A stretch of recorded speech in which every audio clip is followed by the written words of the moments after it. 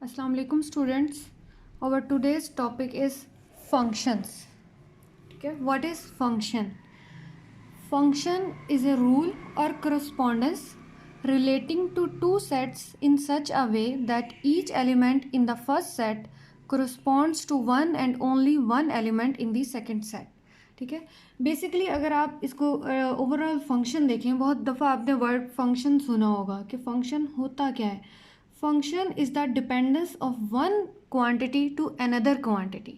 Just like if अगर आप इसकी डेली लाइफ में एग्जांपल देखें, अगर कोई भी पर्सन है उसकी अगर वो लाफ करता है या वो क्राई करता है या वो अगर कोई चाइल्ड है वो प्ले करता है, तो उनकी ये सारी जो चीज़ें ये किसी ना किसी चीज़ पर डिपेंड कर रही होती हैं. ठीक है, जस्ट लाइक अगर जो क्राइंग है उसके पीछे कोई ना कोई रीज़न होगी ना, तभी कोई पर्सन जो है वो क्राई करेगा. ठीक है, इट्स मीन कि जो क्राइंग है वो डिपेंड कर रही है किसी ना किसी रीज़न पर. सिमिलरली जो लाफिंग है that is also depending on some other variable या अदर क्वांटिटी. ठीक है, तो डिफरेंट चीज़ें जो है अगर आप इसको मैथमेटिक्स में देखो तो हमारे पास जो एरिया ऑफ स्क्वायर है, ठीक है, area of square that is depends on the sides. ठीक है, तो एरिया डिपेंड कर गया साइज़ पे. इसी तरह अगर हम वॉल्यूम देख लेते हैं, किसी स्फेयर का वॉल्यूम देखो तो वॉल्यूम किस पे डिपेंड कर रहा है, that depends on the radius.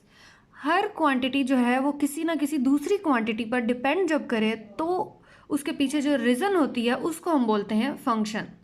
ठीक है, मैथमेटिक्स ये आपके पास मैथमेटिकल इसकी डेफिनेशन है अकॉर्डिंग टू सेट्स. अभी हमने प्रीवियस टॉपिक क्या किया था, सेट्स का किया था, तो उसमें हमने उन सेट्स के अकॉर्डिंग हम फंक्शन की डेफिनेशन देखते हैं. उसमें क्या है कि फंक्शन अगर आप मैं इसको को एक एरो डायग्राम से अगर शो कराऊँ, इस तरीके से हम डिस्क शो करते हैं.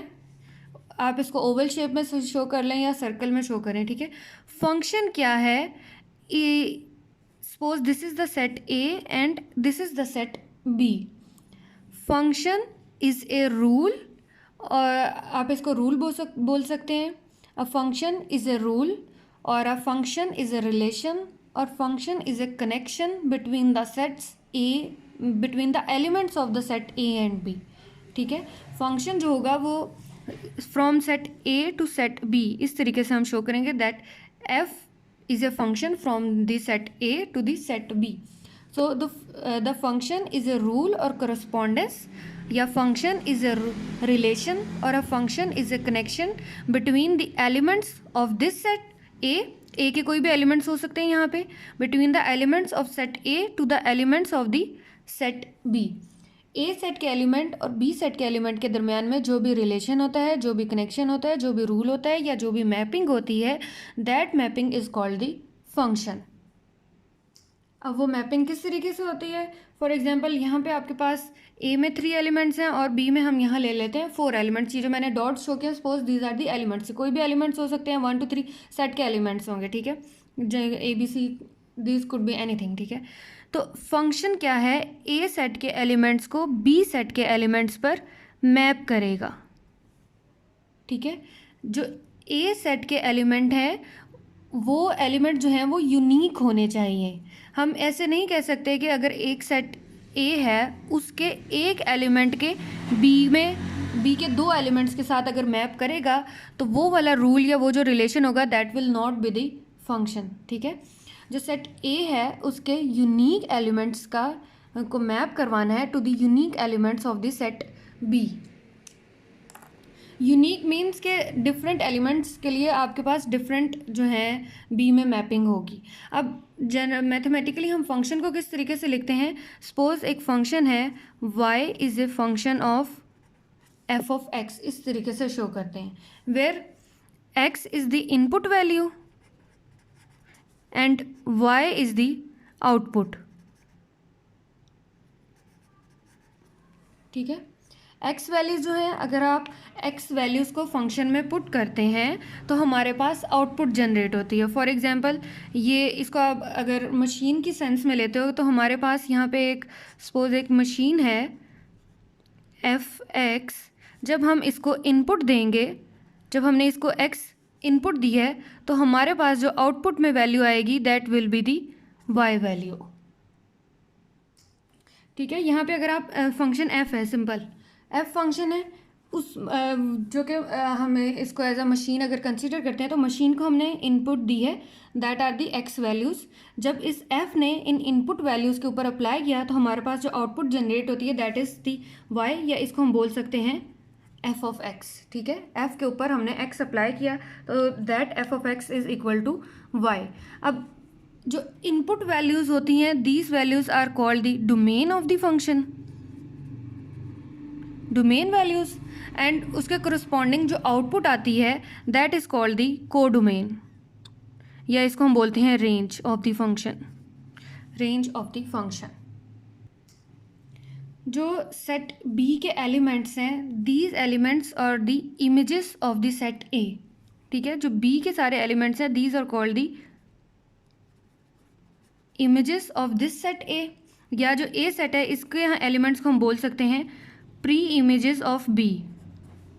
ठीक है, अब ए के एलिमेंट्स ने बी के एलिमेंट्स पर मैप करेंगे तो वो जो रिलेशन या वो जो रूल होगा that rule is called the function. लेकिन ये रूल भी क्या है, ए के एलिमेंट्स जो हैं उनका यूनिक इमेज होना चाहिए बी में।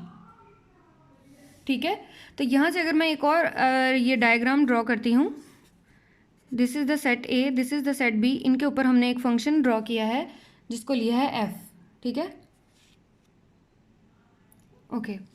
अब यहाँ से एक एलिमेंट ले लेती हूँ, यहाँ मैंने 3 एलिमेंट्स ले लिए और यहाँ मैं ले रही हूँ 2 एलिमेंट्स ले रही हूँ बी सेट में।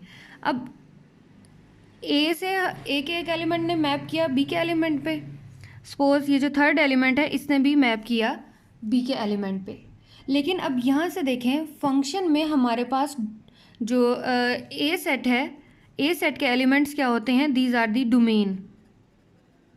अगर आप इसको सेट्स की फॉर्म में देखते हैं तो आपके पास जो ए सेट है उसके एलिमेंट्स क्या होते हैं, डोमेन, और जो बी सेट है उसके एलिमेंट्स हमारे पास क्या होते हैं, को डोमेन। ठीक है, लेकिन अगर आप इसको इस फॉर्म में देखें y equal to F of X, general form में इसको देखो तो उस केस में हमारे पास जो एक इनपुट वैल्यू होती है दैट इज़ द डोमेन, और जो उसके करस्पॉन्डिंग आउटपुट वैल्यू होती है दैट इज़ द रेंज। लेकिन सेम वही चीज़ें, बस वो थोड़ी सी फंक्शन फॉर्म में आ जाती है या आपके पास सेट फॉर्म में आ जाती है। तो सेट फॉर्म में हमारे पास जो सेट ए है उसके एलिमेंट्स डोमेन कहलाते हैं और जो सेट बी है उसके एलिमेंट्स क्या होते हैं, को डोमेन होते हैं। और जो सेट बी के एलिमेंट्स होते हैं these are the images of the elements of this set A. अब यहाँ पे देखें डोमेन में, फंक्शन की डोमेन में हमारे पास कोई भी एलिमेंट जो है छूटना नहीं चाहिए। मींस कि कोई भी ऐसा एलिमेंट नहीं रहना चाहिए ए में जिसका इमेज जो है वो सेट बी में एग्जिस्ट ना करे। अब इस केस में हमारे पास एक एलिमेंट ऐसा एग्जिस्ट कर गया जिसका इमेज जो है वो सेट बी में नहीं है। अगर ऐसा केस आ जाए then that rule will not be the function, क्योंकि फंक्शन में हमारे पास हर एलिमेंट जो सेट ए है उसका हर एलिमेंट यूज़ होना चाहिए, हर एलिमेंट का कोई ना कोई इमेज ज़रूर होना चाहिए सेट बी में। लेकिन अगर हम इसको इस तरीके से कर दें, यहाँ से मैं इसको ड्रॉ कर दूँ, ठीक है, ए सेट के 2 एलिमेंट्स का सेम इमेज हो सकता है बट ए सेट के एक एलिमेंट के 2 इमेजेस नहीं हो सकते। ठीक है, ये बात आप नोट करिएगा। जो सेट ए है उसके 2 एलिमेंट्स का सेट बी में एक इमेज मौजूद हो सकता है बट सेट ए के एक एलिमेंट का, जस्ट लाइक ये मैंने ऊपर ड्रॉ किया था, सेट ए के एक एलिमेंट के 2 इमेजेस नहीं हो सकते। ये वाली अगर आपने ये वाली भी लाइन ड्रॉ करेंगे तो फिर वो वाला रूल जो है वो फंक्शन नहीं होगा, ये लाइन नहीं आएगी अगर आप इसको फंक्शन कंसिडर कर रहे हैं। ठीक है, ये मैंने आपको समझाने के लिए यहाँ पे लिखी है कि अगर आप एक एलिमेंट को बी सेट के 2 एलिमेंट्स पर मैप करोगे then that rule will be not be the function.